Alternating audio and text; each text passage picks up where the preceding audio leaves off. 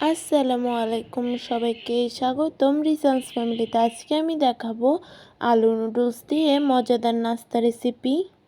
এখানে আমি কিছু আলুকে সিদ্ধ করে নিয়েছি, এখন চামড়াগুলো ফেলে দিয়েছি। এখানে একটি গ্রেটার মেশিন নিয়েছি, এখন আলুগুলোকে গ্রেট করে নিব। এখন আলুগুলোকে গ্রেট করে নেওয়া হয়ে গিয়েছে। এখানে 2 প্যাকেট নুডলস নিয়ে নিয়েছি। এখন নুডলসগুলো থেকে নুডলসের সাথে থাকা প্যাকেট মশলাটি বের করে নিচ্ছি। এখন একটি বারিক কিছু দিয়ে এগুলোকে এভাবে করে গুঁড়ো করে নিব।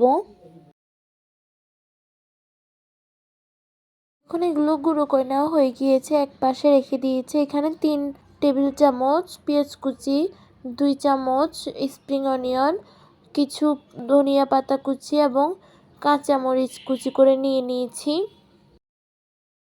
এখন এগুলোর সঙ্গে একটি ম্যাগি মশলা দিয়ে দিচ্ছি। এখন আলুর সঙ্গে পেঁয়াজ, স্প্রিং অনিয়ন, ধনিয়া পাতা এবং মরিচ কুচি দিয়ে দিয়েছি এবং একটি প্যাকেট ম্যাগি মশলাও দিয়ে দিয়েছি। স্বাদ অনুযায়ী লবণ দিয়ে দিচ্ছি। হাফ চামচ চিলি ফ্লেক্স, হাফ চামচ চাট মশলা দিয়ে দিয়েছি। হাফ কাপ চাউলের গুঁড়া দিয়ে দিচ্ছি।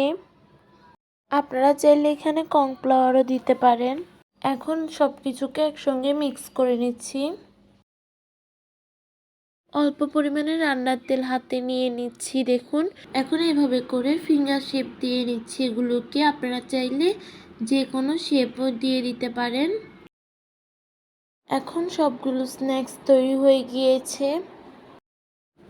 পটেটো ফিঙ্গারগুলোকে কোট করে নেওয়ার জন্য এখানে 1 কাপ পরিমাণে ময়দা নিয়ে নিয়েছি।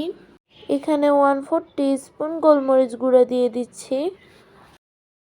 এখন নুডলসের সঙ্গে থাকা 2টি প্যাকেট মশলাও দিয়ে দিচ্ছি। এখন সব কিছুকে ভালোভাবে মিক্স করে নিয়েছি। এখন এখানে অল্প অল্প করে পানি দিয়ে মিশ্রণটিকে মিক্স করে নিব।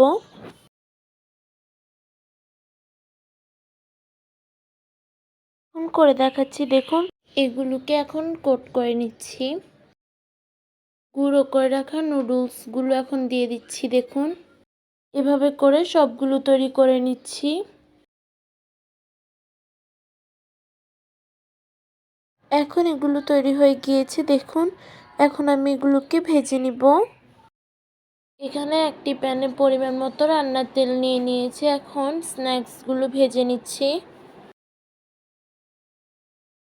এগুলোকে মিডিয়াম আঁচে এভাবেই ভেজে নিতে হবে। এখন এগুলো ভালোভাবে ভেজে নেওয়া হয়ে গিয়েছে, উঠিয়ে নিব। এভাবে করে বাকিগুলো ভেজে নিচ্ছি। আজকের ভিডিওটি এ পর্যন্তই। আলু নুডলস দিয়ে মজাদার নাস্তা রেসিপিটি ভালো লেগে থাকলে অবশ্যই লাইক, কমেন্ট, শেয়ার করে দিবেন। আসসালামু আলাইকুম।